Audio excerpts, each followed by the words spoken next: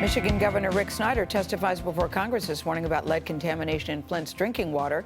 But a new investigation by the USA Today network is raising questions this morning about tap water nationwide.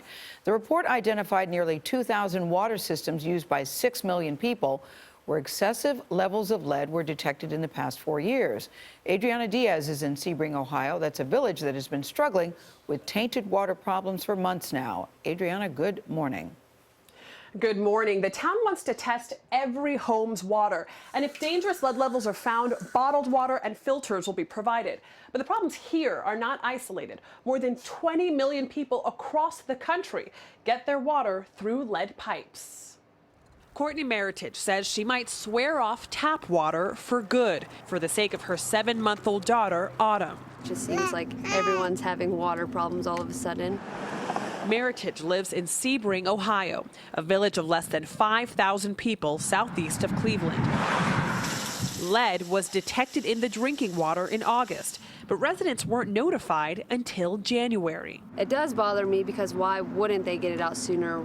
Why wouldn't they tell us, especially for people with babies? Water leaving treatment plants is lead-free, but without the right additives, the water can corrode lead service lines, as well as lead plumbing inside homes, allowing the toxic metal to leach out. The art teacher told us not to drink the water. The USA Today network investigation found that in 600 water systems, some of the taps had lead levels rivaling those of the worst samples found in Flint. One of the huge issues in our country is that for decades we used lead to create water pipes. We need to be checking out our homes for lead in our pipes in the same way that we worry about lead-based paint. Lead plumbing was finally banned in 1986. Even in small doses, it's considered dangerous and could lead to brain damage, reduced IQs, and other health problems.